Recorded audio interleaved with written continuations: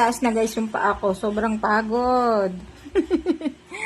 Ay. Nag-live ako niyan. Ang sakit na eh.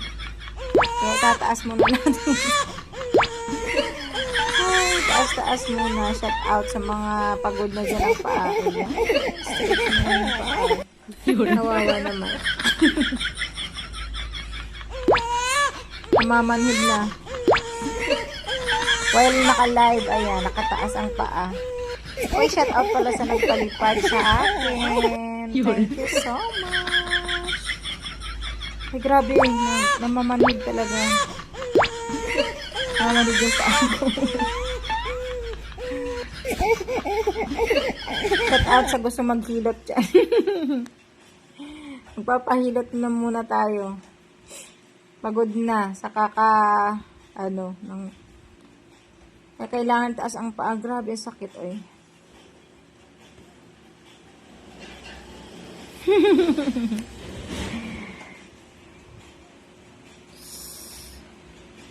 Ay, namamanhid na naman siya. Kawawa naman. Pagod na eh. Stretch daw. Paano ba i-stretch ang ano? Sabi kasi, i-stretch ko daw yung paa ko kasi, yun nga, masakit na. So, ayan, i-stretch natin, taas. Habang ano. What? Kasi mabigat na yung mga paa ko. Bigat siya, ayan.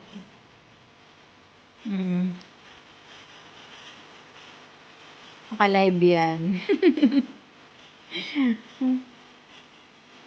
Stretch ang paa dahil mapagod na ang mga paa ng babae. Teka lang guys. Mamanhid ang paa ko.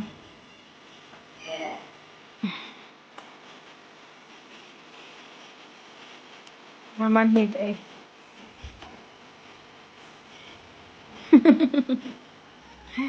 Kailangan natin yan. Paano ba ganyan?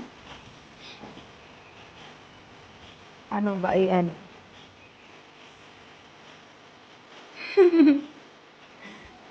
Yan. Diba? Ayan, gumandaan na yung aking pakiramdam mga moms. Hindi siya masyadong kasi parang ang bigat ng paa ko.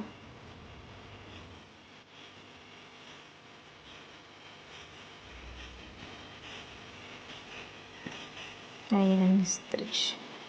Ano daw to? 5 minutes na Ang tawag yun? Parang itataas yung mga paa. Yun nga, 5 minutes na nakataas siya. Kasi nga, namamanhid. So, 5 minutes natin itataas. Isa muna. Hindi ko kayang sabayin. Hindi ko kayang sabayin. Isa lang tayo.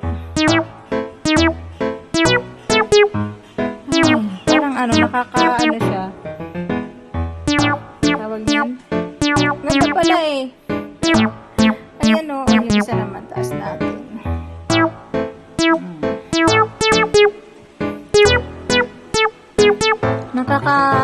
Parang nakakawala ng stress yung gano'n. Kailangan lang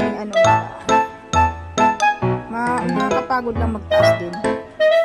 Ayan, isa muna. Yung isa naman ang tataas natin.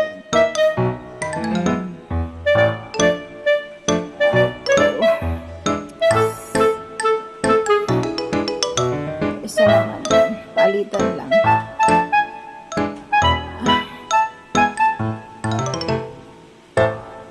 Ang sarap na nawawala yung bigat. Ang bigat eh.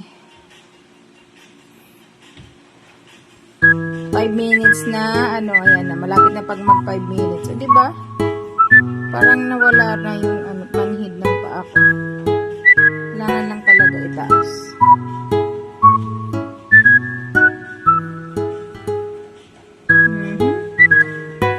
Gawin nyo rin to mga moms. Pag pagod na kayo, nyo rin yung mga paa nyo. 5 minutes na itaas lang. Nakakawala rin ng stress.